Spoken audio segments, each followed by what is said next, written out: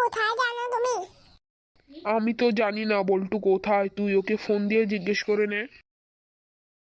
ওকে তো ফোন করলাম, ও তো ফোন ধরছে না, এর কারণ কি? আমি জানি না।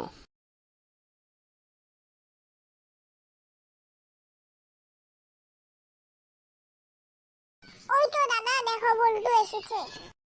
কোথায় কোথায়? ওই তো তোমার পিছনে।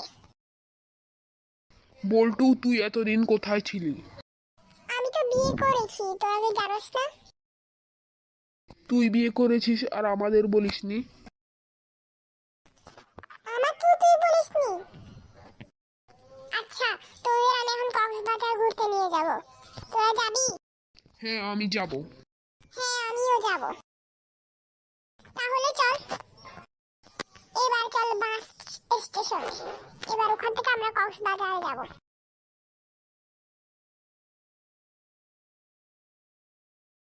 বন্ধু, কক্সবাজারটা কেমন? হ্যাঁ ভাই, কক্সবাজারটা খুবই সুন্দর। বন্ধু, এখানে দাঁড়া। দাদা, একটু এদিকে আসো তো, তোমার সাথে একটা কথা আছে। বল, কি বলবি? কথাটা হলো যে, চলো আমরা এই মদনকে নিচের মধ্যে রেখে আমরা ঘরে চলে যাই। কেন, ও তোর কি ক্ষতি করেছে? কারণ সে একদিন আমাকে বাসের মধ্যে ফেলে রেখে চলে গিয়েছিল, এরপরে আমি অনেক দূরে চলে যাই, এরপরে আমি অনেক কষ্টে ঘরে ফিরে আসি। চল তাইলে ওকে আমরা ফেলে রেখে চলে যাই। চলো। এই মদন, চল আমরা লুকাচুরি খেলবো এখানে। চলো তাহলে আমরা লুকাচুরি খেলি।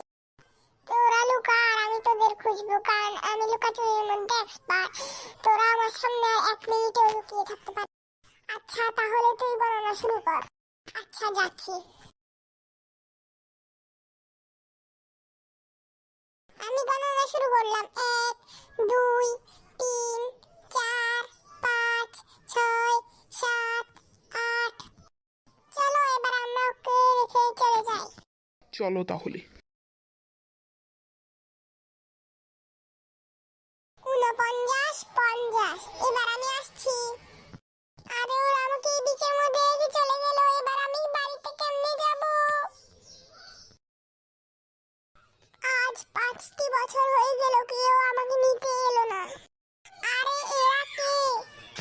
এরা তো হলো দাদা আর বল্টু।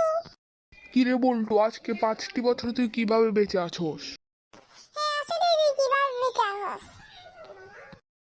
আমি এখন পুলিশকে ফোন করব, বলবো যে তোরা আমাকে বিচের মধ্যে ফেলে রেখে চলে গিয়েছিস যাতে আমি মারা যাই।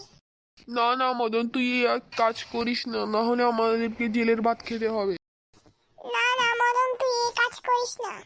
না, আমি তো পুলিশকে বলবোই।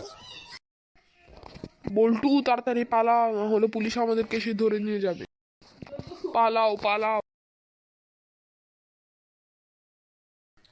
তাহলে আমিও চলে যাই। আর বন্ধু, তোমরা